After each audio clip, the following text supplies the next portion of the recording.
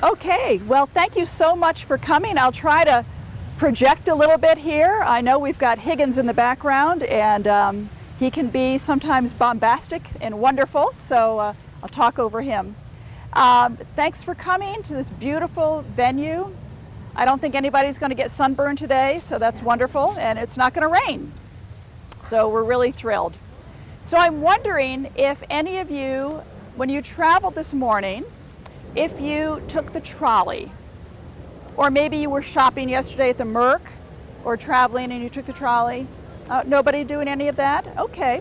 The last time you were in the trolley, perhaps you recognized that the back has a panel that can close. And there's a hole about this big in the floor of the back of the trolley. So if you look at the posters here, can anybody venture a guess what that hole is for? Yeah, sometimes called a spittoon, sometimes called a cuspidor. In the early 1900s, in the state of Montana, there was, and globally, not just in Montana, there was a very massive pandemic of tuberculosis. And I have made it my life's crusade to try to stop the spread of tuberculosis. So my name is Ella Reinsteiner Stucky. I was born in 1887 in Tell City, Indiana. So who here remembers the story of William Tell? Right, so if you put an apple on this child's head, what would you try to be doing? Or to shoot an arrow off. And does anybody remember what nationality William Tell was? Anybody remember? He was Swiss. Right, he was Swiss. So my parents immigrated. My father was Swiss, my mother was French, immigrated to Tell City, Indiana because there was a large contingent of Swiss individuals living there. I had 4 sisters, and my oldest sister Katie and I became nurses. And we both worked at the Bainey tuberculosis camp in Evansville, Indiana, after we graduated. I was the head nurse there. I was so proud that as a new nurse, I was promoted up the ladder so quickly. I became very interested in not just how to treat people with tuberculosis, but how to prevent the spread of tuberculosis. So I gave health talks. I participated in health parades, and I began a 51-year career, part of my career, selling Red Cross Christmas seals. So in 1913, my committee and I, in 1 week in December, we sold $1,024.34 worth of Christmas seals, and they were a penny a stamp. So I've got some up here if afterwards anybody wants to look at them. They're quite beautiful. They're quite beautiful stamps. So I left the Bainey camp in 1915 and moved to Belgrade, Montana. And the most wonderful thing happened to me. I was 28 years old. Some people called me an old maid. But I met and fell in love with the most wonderful man, Guy Stucky. We married on Christmas Eve, 1917. Guy was 22, I was 28, and Guy was a young mortician. We moved to Missoula, Montana, just 3 months after the United States entered the Great War in 1917. And Guy had a job with the Lucy and Sons mortuary. I was so honored because I was asked to become the public health nurse for the newly founded Montana Association for the Study and Prevention of Tuberculosis. I was on their board for 50 years, and I worked as I was the first public health nurse in Montana. I worked from 1917 to 1929 for them, and my job was to travel the state. Oh my gosh, I was gone for weeks at a time, traveled the state assessing the health of school children. Because if we could keep children healthy, they would be way more able to fight off any kind of exposure to tuberculosis, which was, in my lifetime, killed 1 in 4 people in the United States and Europe.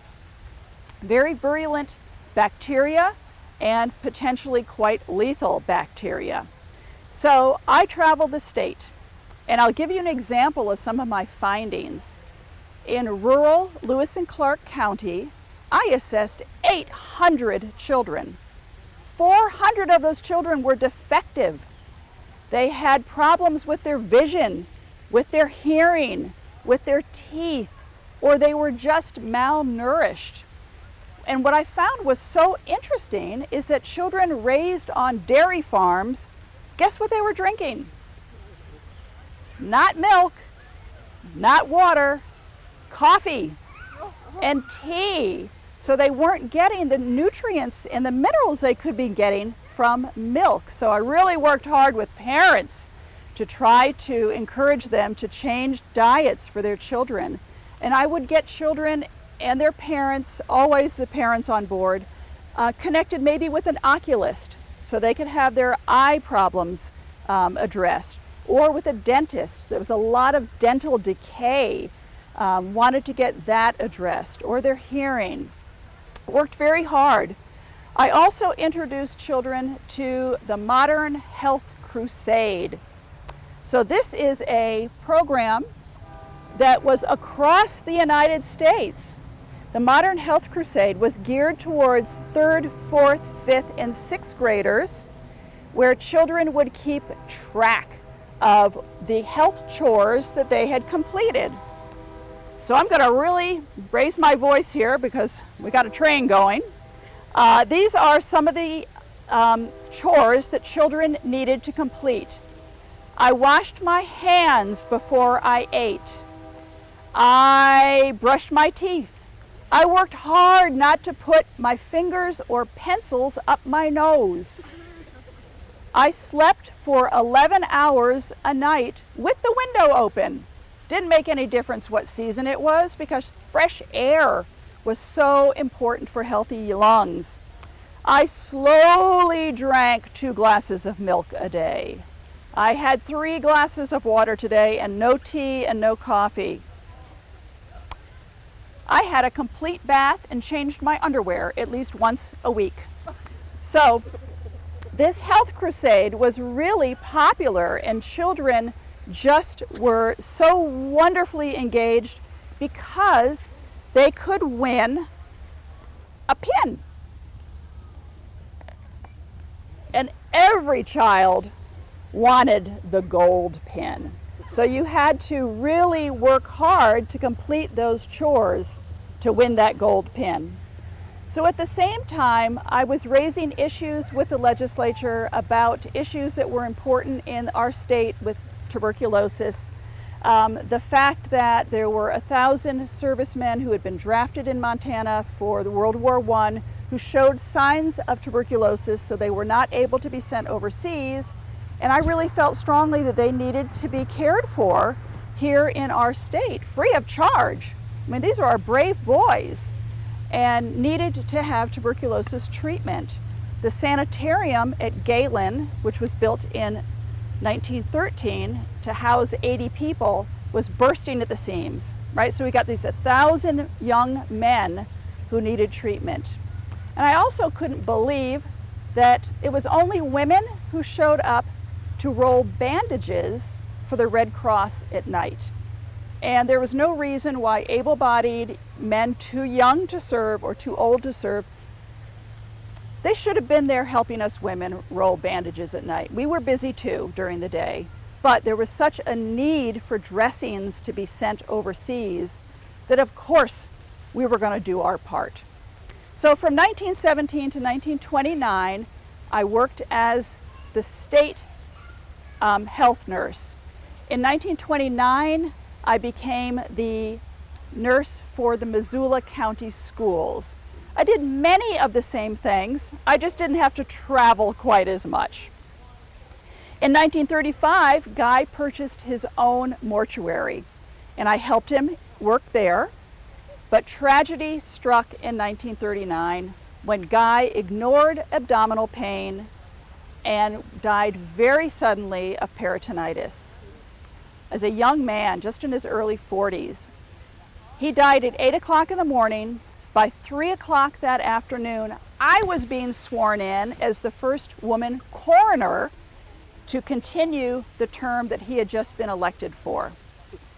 So I really enjoyed that work, and I'm really proud of the fact that in 1940, the first women served on juries in my court as the coroner in the state of Montana. So I worked really hard for women's rights and for certainly the health of our beautiful state.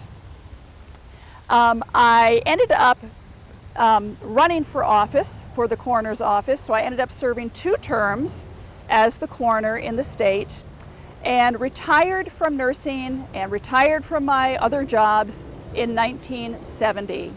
At that point, I was awarded the 50-year award from the Tuberculosis Association for my 50 years of volunteer work on their board. I had been a lifetime member of the Women's Club, of the professional businesswomen's group in the state of Montana. For 24 years, I was the treasurer for the Episcopal Women's Diocese. I was involved with the Order of the Eastern Star. I was on the board of the Shriners Hospital. I was a busy, busy woman. But what I really hope for is that long after I'm dead and gone, and people don't even remember my name, that they will remember that bacteria and viruses are out there. And my prediction is that at some point there will be another scourge. Now, I don't know if it's going to be a bacteria, I don't know if it's going to be a virus, but what I would recommend is that people stay healthy, maybe adopt some of those modern health crusade chores yourselves, and to listen to your public health nurse, because there's nothing more important to that nurse than the health of the community, and that starts with our individual health and our children, our beautiful children's health. So thank you very much for coming. Feel free to come up and look at anything up here. Stay healthy. We don't know what's coming next. I died in 1979. I don't know. There was going to be something else. It was going to be something else. Thank you. Thank you. Yeah, thank you.